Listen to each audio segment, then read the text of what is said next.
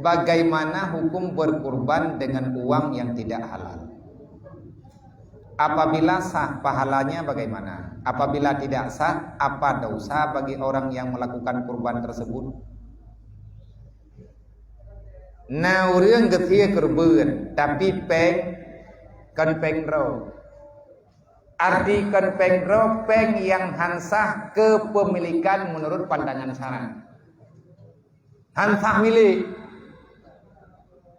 Baik hansah miliknya karena hanasah akad ataupun gedapati dengan cara yang tidak halal. Yang jelas eganyen pengen hanje gemublau. Contoh penggop atagop geyote kerbun milik draw. Yang sah berkurban adalah milik pribadi ataupun binatang gopi, tapi kai tamlek ke kedai kai kunnya necok keron nanti kerbun kedai nyan baru jadi. Tapi kerbun binatang curian kayak cua lumogo tahu melatah tapi kerbun tak bagi dekurang nyam thang. Ada kala peng harum peng yang hansah milik. Yang dah peng hansah milik le macam. Peng yang hansah tak miliki menurut cara dari penghasilan yang haram dengan cara yang haram dan lain sebagainya.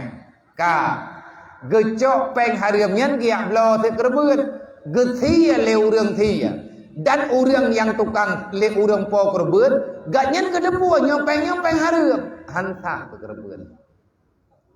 Le urang yang tukang terima kerbun getupuan yang peng haram dan sah haram. Hana peng lain bagainya kecuali si peng haram. Hanjir ya jo. Karena nyan ka maklum. Melawo-lawo dia. Nah baju-baju tepu baji. Kebana baju-baju tepu hai haram pina. Tak haram pina. Halalnya jelas. Yang haram pi jelas na baji. Ithir kerbun nyan pakai ban, dia tacok, nyan tacok, tanyo tanian, yang tacok lagi tanyo yang halal. Berarti yang tinggalnya tak haram. Orang lain dia kecok ya halal lah. Tapi yang dah tinggal ho. Kalau mau nak tinggal macam tu, nyan bagi subhan. Sah kerbun, man menyahan sah. Dasar gepuhan le urang yang tukang kerbun. Dasar. Le urang yang tupu menyahana getam juga dosa. So yang tukang tamnya karena nyan mungkar, karena nyan kejahatan, nyan perintah untuk tam adalah pemimpin. Kan tunggu ya. Tunggu tugas pegah. Masih urang ron hailok tunggu malamnya. Kalau ku pegah. Nyan hansa, bena membuat. Gebuat si tukang tegah yang kau buat pemerintah. Nyan yang nak kemampuan. Man le urang yang kan pemerintah, yang kan tunggu. Idanya tak ada apa. Tanah taman ada tak. Fabi kalbi. Yang jelas dilarang main hakim sendiri. Nyan izin. Menghakimi orang lain secara pribadi-pribadi yang izin. Kalau nak le perintah Quran. Sampai salah-salah. Nyan hukum baik menghakimi, jangan main hakim sendiri, nyan kan hukum manusia, hukum Allah. Allah Ta'ala kalau kepegah, ati Allah wa ati Rasulullah ulil amri minkum. Aturan Allah Ta'ala le beja. Oleh perintah Nabi, taat ke Allah, taat ke Nabi, taat ke pemimpin, nyan perintah. Hanji berang-berang kau. Kalau gatu tanyo lai Islam dan jelas agama tanya. Agama tanyo kan agama pejut-pejut.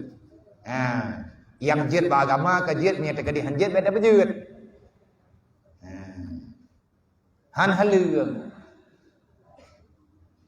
Getia dari peng haram hana thau debu. Gebagi de ke urang getia gajak. Nya urang getianya ada siapa? Man ekna fahla gele urang tia. Tabak ka bantu urang getia. Ana pane fahla ba buat siapa? Urang getia kagak baju.